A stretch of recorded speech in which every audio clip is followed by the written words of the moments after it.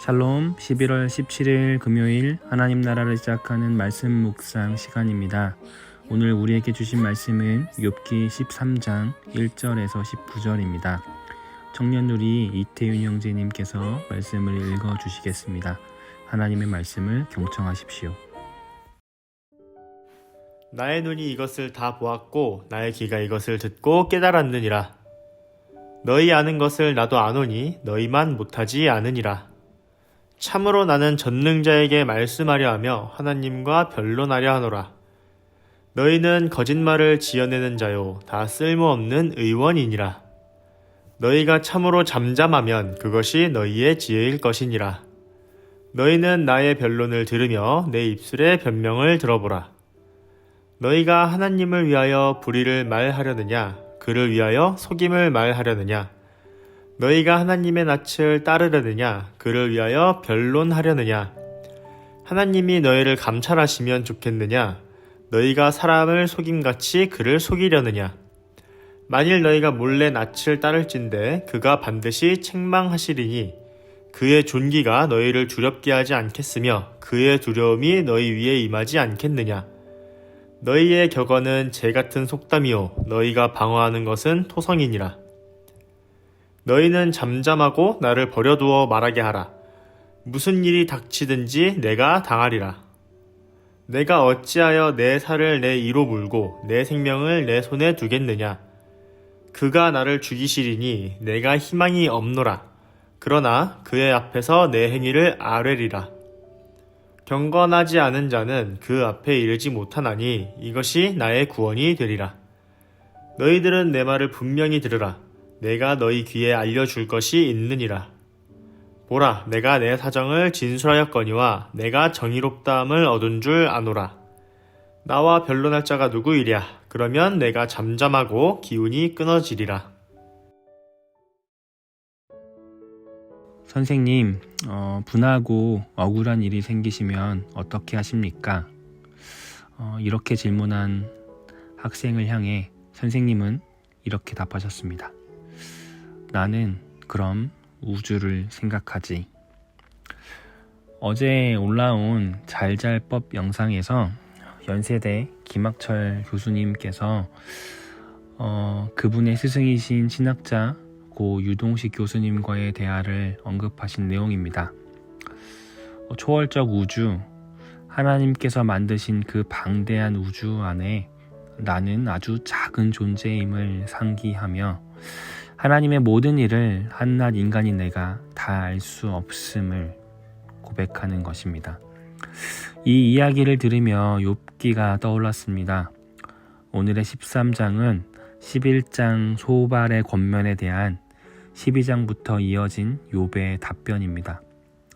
권선징악, 인과응보, 상선벌악, 이 모든 일에는 원인이 있고 그 원인에 따른 결과가 있다.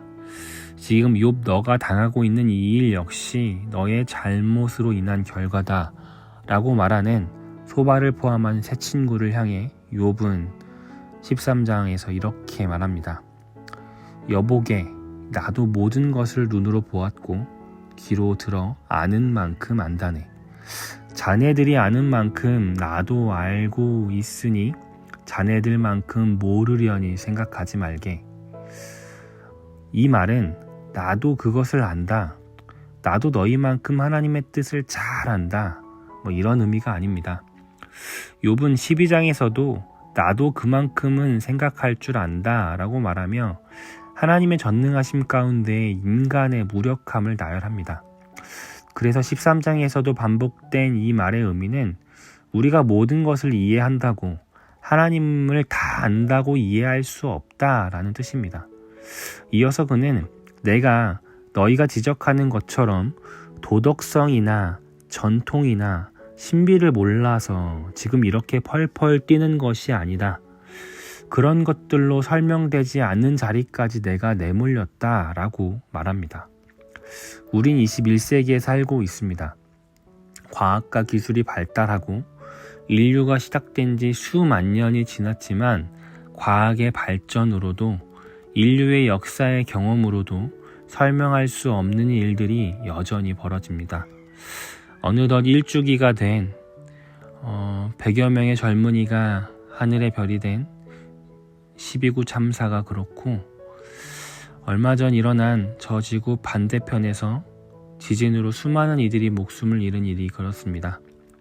과학이 발달하고 수만 년의 역사가 쌓여 있음에도 이 일을 우리는 설명하고 이해할 수 있는 길이 없습니다. 욥은 세 친구들에게 그들의 오만을 지적합니다.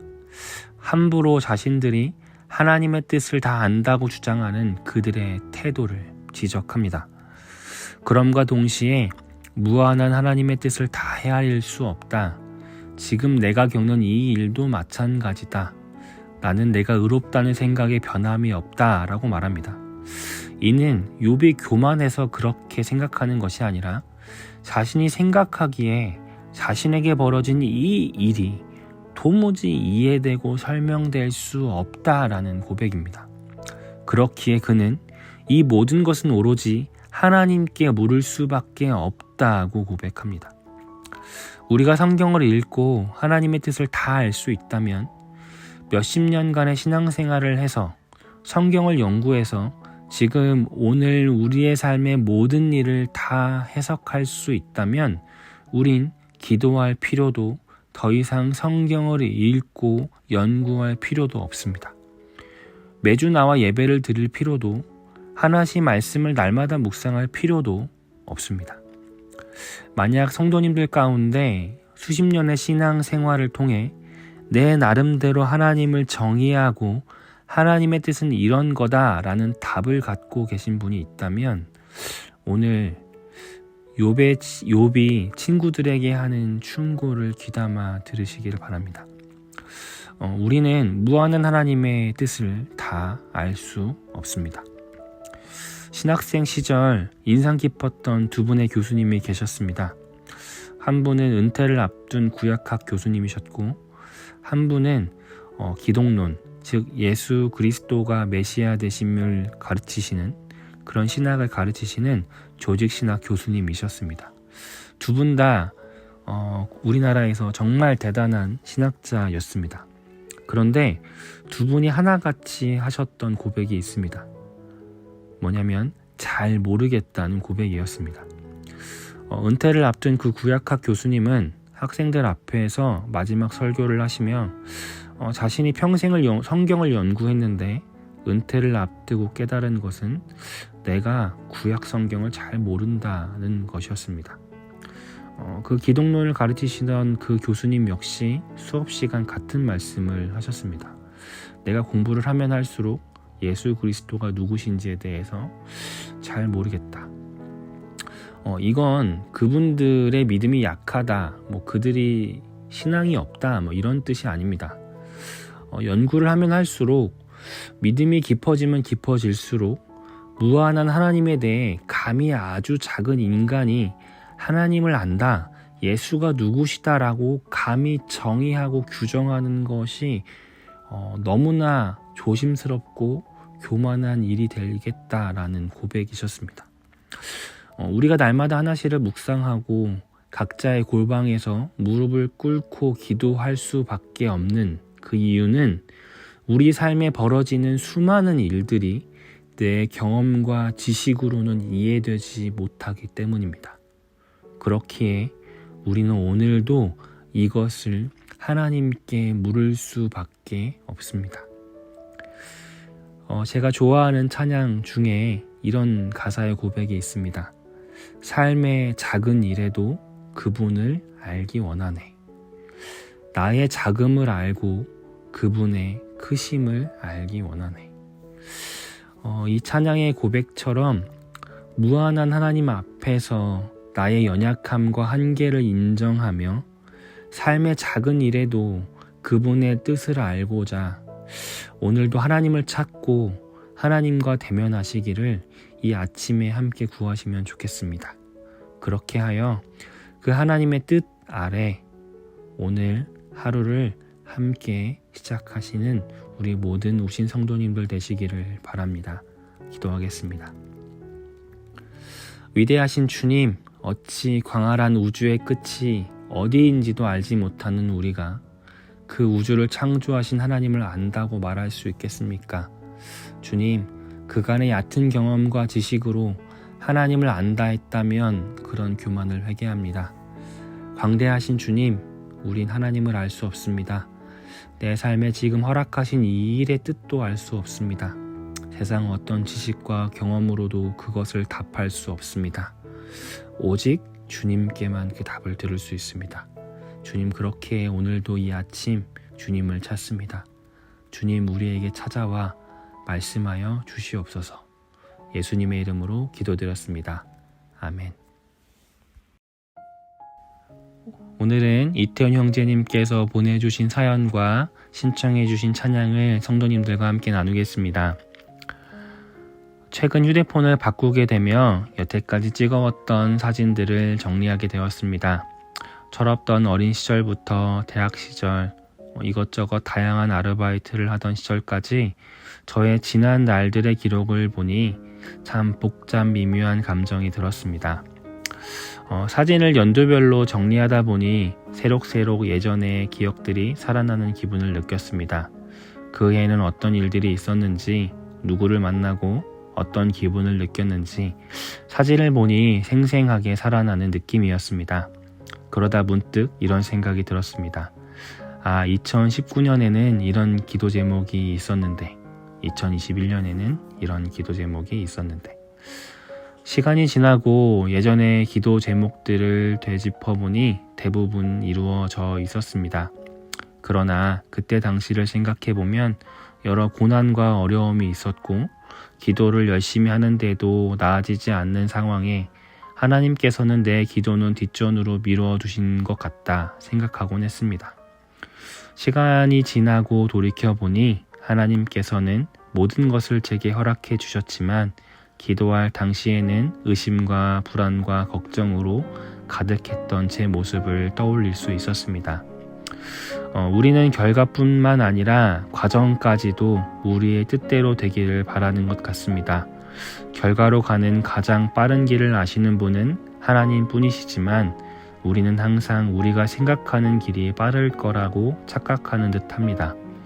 그래서인지 결과로 가는 과정에서 조금만 마음에 들지 않는 일이 생기면 이게 아닌데 하나님은 내 기도를 들어주실 생각이 없으신가 보다 라고 포기하거나 하나님을 원망하곤 하는 듯합니다.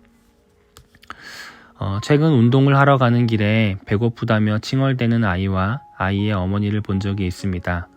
그 아이는 붕어빵 가게 앞에서 서럽게 울며 어머니에게 떼를 쓰고 있었습니다. 아이의 어머니는 집에 가서 더 맛있는 거 먹자고 이야기하며 아이를 데리고 갔습니다. 아이는 진심으로 슬퍼하며 울고 있었습니다. 아이의 어머니는 이런 일이 자주 있었는지 아랑곳하지 않고 아이를 데리고 갔습니다.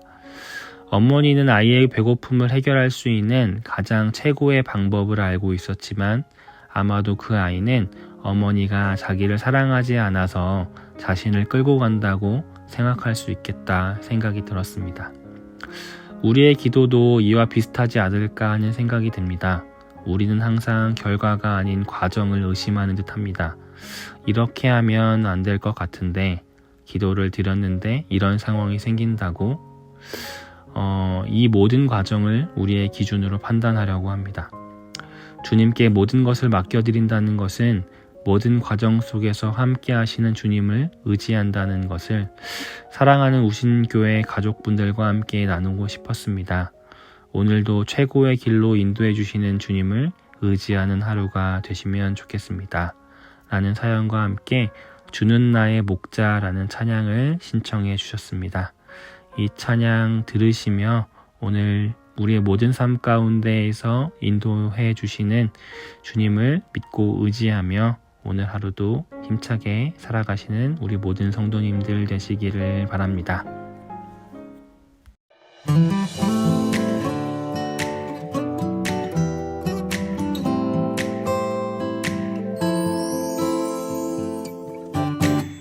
주는 나의 목자이시니 내가 부족함 없으리요.